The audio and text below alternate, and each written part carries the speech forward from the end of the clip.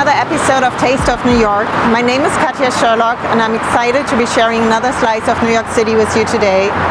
I'm headed to Williamsburg, Brooklyn, where I show you 3 unique locations. Each location was created by individuals with purpose, passion, and a strong sense of community in mind. The views around here really are spectacular. When I cycle to Williamsburg, I'll stop at this section of the bridge to take photos or shoot time lapses for my Instagram. You really can get some unique and interesting shots.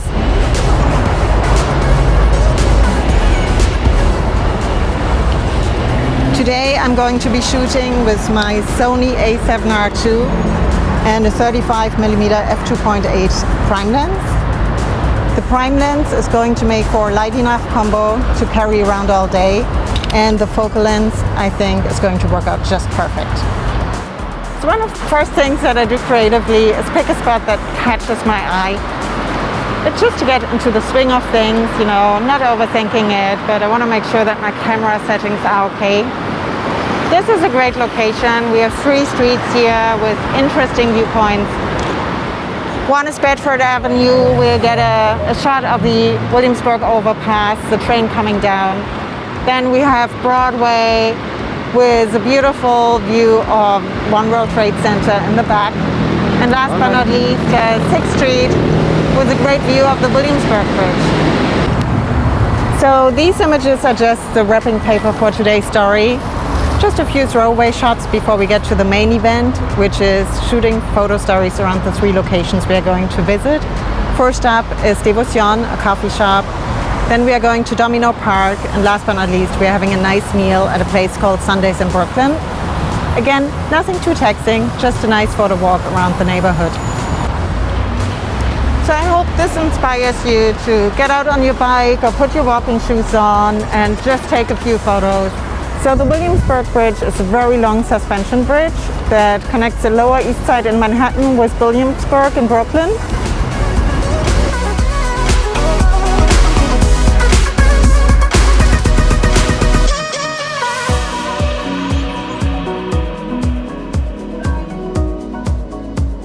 From Manhattan, you can get to Williamsburg by pretty much any means of transportation available in New York City, whether it's a subway, bus, the ferry, a rideshare like Uber and Lyft, or in my case today, by bike.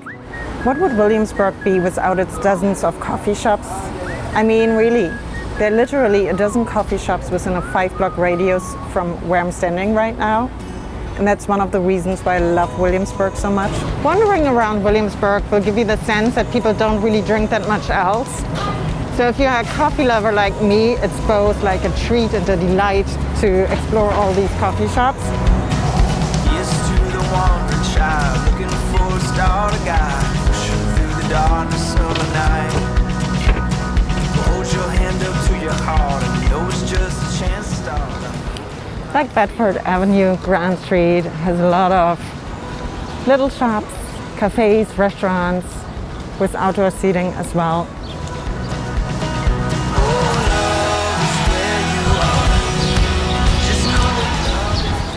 Devocion is a great coffee shop and one of my favorites in the neighborhood.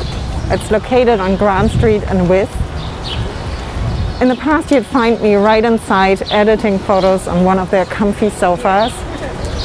Right now, like so many other places in New York City, it's not open for inside consumption. You can only get takeout. But if we could walk to the inside, you could get a feel of what the neighborhood once was, like a working waterfront district. It's a beautiful industrial building. You can smell a little bit the aroma of fresh coffee beans. Not as much as if you were inside, but still so nice. Hi, how are you? Can I have an iced latte, please? An iced latte? Yes. You want to make sugar in it? No sugar, thank you. Thank you. You too. While I do like that Devocion has outdoor seating, I'm in search of a little bit of shade. It's one of these scorching hot days. So we walk down to the waterfront. I'm in search of a little bit of shade. Some people say that Devocion is the best coffee shop in Williamsburg. If we could go inside, you'd soon get a real feel for this place. It's got a cool ambience and really laid-back vibes. But for me, Devocion has always been about the coffee first.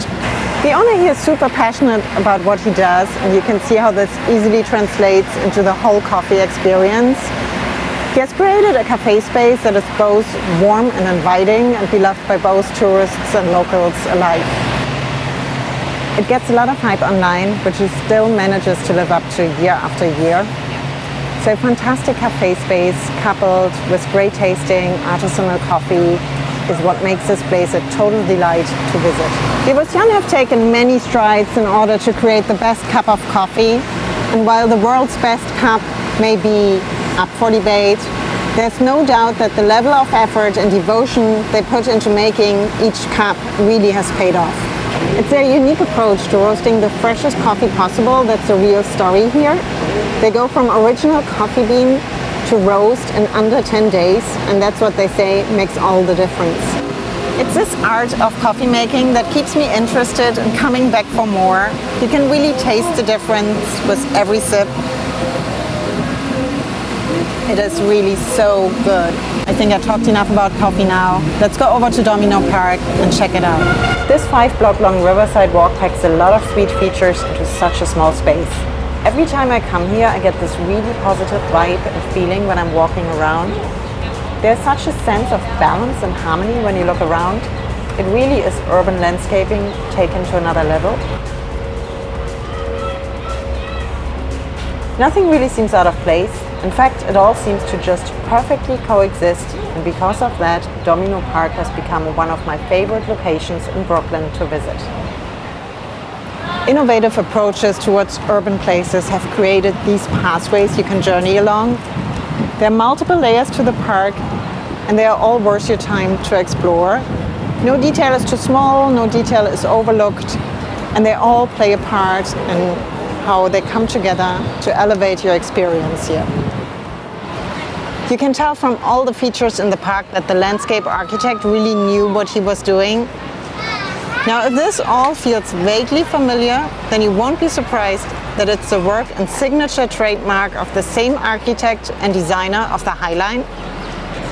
Domino Park is a living, breathing work of urban art, a place that just didn't exist a few years ago. James Corner is a genius architect and designer, and this piece of work truly is imagination from the heart.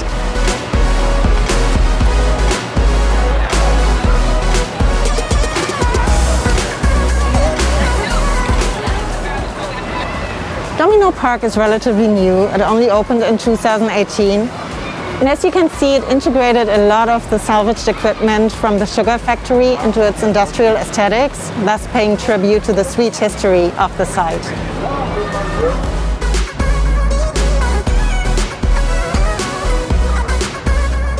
Let's talk about these incredible views of the Manhattan skyline for a moment. You can see the Williamsburg Bridge, Manhattan Bridge, and Brooklyn Bridge from the park. Right across from here, you can see the iconic Chrysler Building, the Empire State Building, and so much more of Midtown. With a long lens, you can even capture sweet images of lower Manhattan skyline, including the World Trade Center. And with these views, all I would say is take your time to enjoy all of it.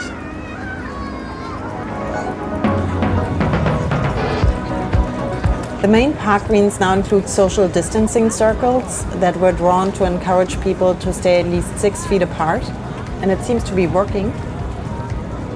Activity-wise, there's something here for everyone. A riverside volleyball court, bocce ball, a kids' playground, and a riverside water fountain feature. When I was here with the boys last year, we had a really fun time. And now let's get a bite to eat. I'm feeling just a bit peckish. Now, turn the camera around one more time so we can get a view of what's going on in the park. I mean, look at these amazing views and that volleyball court. There are pretty much games going on all day long. And now let's continue our walk, go to the upper level from which we have amazing views really of the city and the park as well. Isn't that beautiful?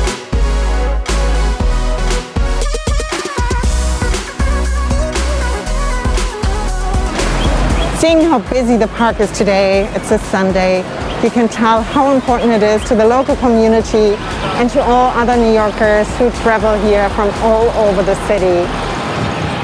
It really is a very unique and one-of-a-kind park, and I highly recommend visiting it. The restaurant scene in Williamsburg pioneered the farm-to-table, local, sustainable movement almost 20 years ago. It all started with a tricked-out dining car, which you can see behind me. It's called Diner, which really set the standard for the culinary scene over here. Sunday in Brooklyn is a neighborhood restaurant that follows in these footsteps. It works with ingredients sourced and foraged from local farmers and fishmongers. It's a popular and trendy brunch spot with many Brooklynites, and it's housed in this multi-level space on the corner of 5th Avenue and 2nd Street. It's a cafe, bar, and late-night hangout that is renowned for its hospitality and food. It's a very welcoming place, and I've always enjoyed the food experience here. And I have to say, outdoor cafes have been one of the bright spots during this time. And this is true for many establishments here in Williamsburg, including Sunday in Brooklyn. During the summer months, the Open Streets and Restaurants initiative will also expand outdoor seating to some of the car-free streets in the city. So this is how you order your food. You go to their website, pick the items you like from the menu, and then you place your order, and it will be delivered to your table when it's ready. The choices are a bit limited compared to their full-service restaurant, but it's still amazing food. I know that from experience. What they don't have, though, are their famous pancakes, which you find all over Instagram. The mall pancakes, they are oh so good. We are opting for the salad and the fried chicken sandwich. Lovely. Wonderful, thank you so much. It's served with a pickle, shredded cabbage.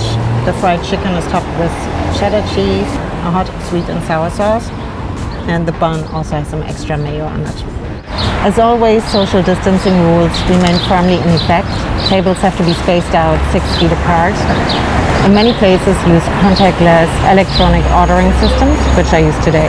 There's no question that many small and large restaurants who offer curbside dining or takeout continue to struggle. At the same time, they keep pushing forward. They provide jobs, they serve the community in their neighborhood, and they also provide a reprieve on these hot summer days. I hope you enjoyed my video from Williamsburg, Brooklyn. I had a lot of fun shooting today. It's a beautiful summer day in the city, and it's always great to come here. If you like what you saw, if you enjoyed it, please like, leave a comment, and subscribe below. I really appreciate it. Thank you so much for watching, and I see you next time.